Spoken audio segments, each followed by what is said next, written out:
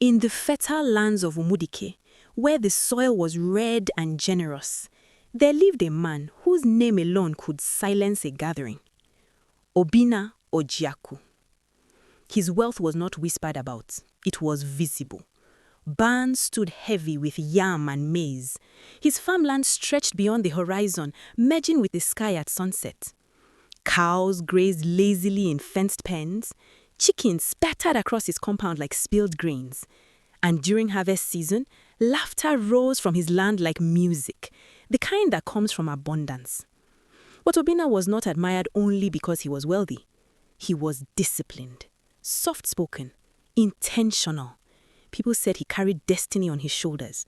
Mothers mentioned his name in quiet conversations with their daughters. Young maidens adjusted their wrappers and lowered their eyes when he walked past. Because to be chosen by Obinna was not just marriage. It was security. It was honor. It was elevation. Yet, among all the hopeful glances that followed him, Obinna saw only one face, Obiageri. She was not the loudest beauty in the village. She did not compete for attention. Her laughter was rare, her movements measured. There was something restrained about her, something careful, and that restraint fascinated him. When Obinna sent his kinsmen to ask for her hand, Umudik erupted in celebration. Drums echoed across the village square. Palm wine flowed from calabashes. Elders nodded in approval. She is fortunate, they said. This man loves deeply. And they were right. Obinna loved with fullness. He treated Obiageri like fragile glass, never harsh, never careless. He consulted her before decisions. He clothed her in fabrics bought from distant markets. Gold rested comfortably on her neck. Respect followed her wherever she walked. In his house, she lacked nothing. Servants attended to her. Her name carried weight simply because it was tied to his. But there are things wealth cannot purchase, and love was one of them. For Obiageri did not marry Obinna with her heart. She married him with ambition. She desired the title, the reverence, the authority that came with being the wife of Obinna Oji-Aku. She admired the life, not the man. And so while she slept beneath the roof of a wealthy husband, her heart wandered far beyond the Umudik. It crossed dusty paths, passed through neighboring farms, rested in another village, with another man. A man who did not own barns, a man who did not command land, but a man who owned her heart in ways Obinna never did. She guarded that love carefully, like a secret wrapped in cloth and buried beneath silence. Marriage did not soften Nkiru's heart. As seasons passed in Umudik, Obinna's love only grew deeper. But Nkiru's spirit remained distant, always present, yet never there. At night, while Obinna slept peacefully beside her, believing he had finally found his forever, Nkiru lay awake, staring into the darkness, counting the days she would sneak away. Because in another village lived Kamsi, young, unmarried, and poor compared to Obinna, but loved her in the way her heart recognized. Sometimes, Nkiru told Obinna she was visiting her mother. Sometimes, she claimed it was women's meetings.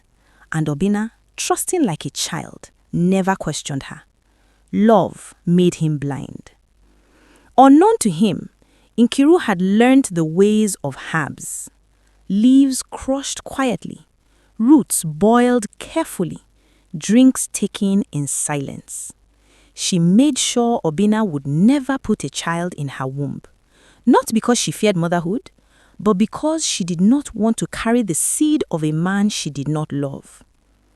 The village began to talk. Why has Obinna not had a child? Is the problem the man or the woman? He needs an heir. Who will inherit these lands? Obinna heard the whispers and only smiled.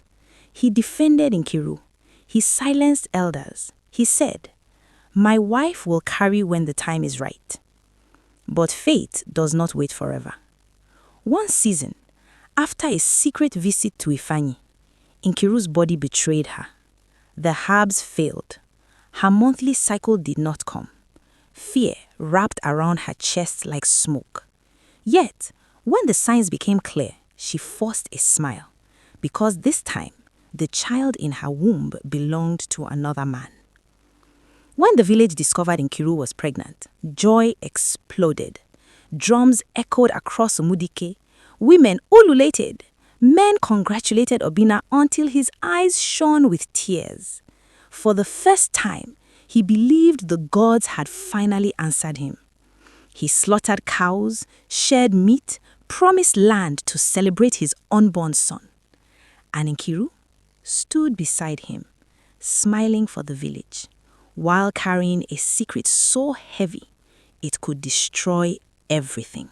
The child was born at the peak of the rainy season.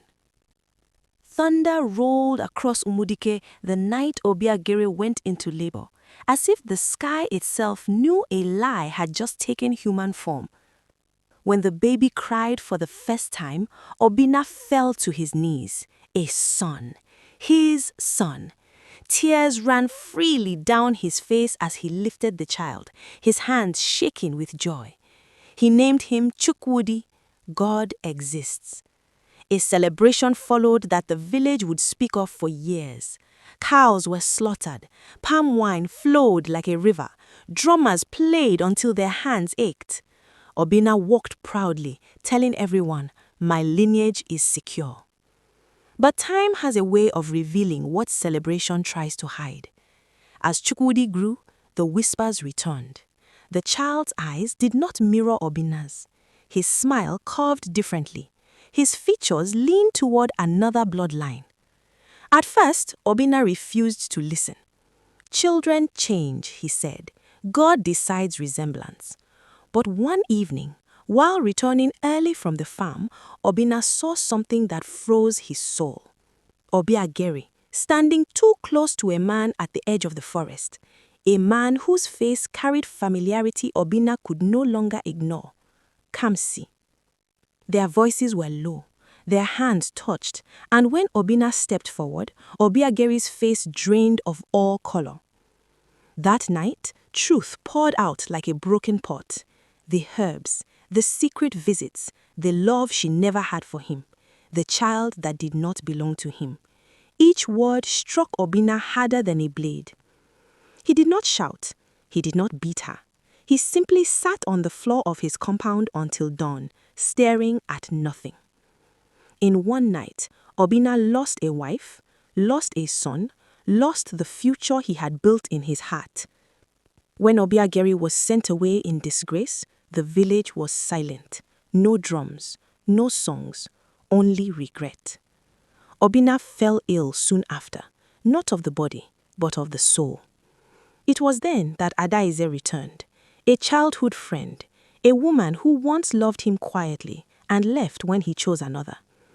She came not with questions, but with food, with care, with patience, and slowly, in the space where betrayal once lived, something gentler began to grow.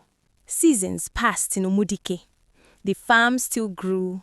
The animals still multiplied. But Obinna moved through his land like a man carrying a heavy shadow. The village no longer called his name with excitement. They spoke it with respect and regret. It was Adiaze who stayed. Every morning she brought him food. Not as a wife, not as a woman asking for anything, just as someone who remembered who he was before the pain. She cleaned his house when he was too weak to stand, sat beside him when words failed, listened when silence said more than speech ever could. Slowly, Obinna returned to life. He began to eat again, to walk his farms, to speak without his voice breaking. One evening, as the sun rested on the red soil, Obinna finally asked, "Why did you come back?" Adiaze smiled gently and said, "Because love does not always shout. Sometimes it waits." That night, Obinna wept, not from loss, but from understanding. He realized that while he had been chasing beauty and admiration, he had ignored the woman who saw his soul before his wealth. Their love did not rush. There were no drums, no loud celebration, only two healed hearts choosing each other. When Obinna married Adiaze, the village watched in quiet approval. this time not out of envy, but out of wisdom. And when Adiaze carried a child, there was no fear, no doubt. The child was born into truth, into peace. Obinna named the child Ifechukwu, God's will. And in Umudike, the elders would later say, not every loss is punishment. Some losses are lessons. And sometimes what breaks you is what finally leads you home.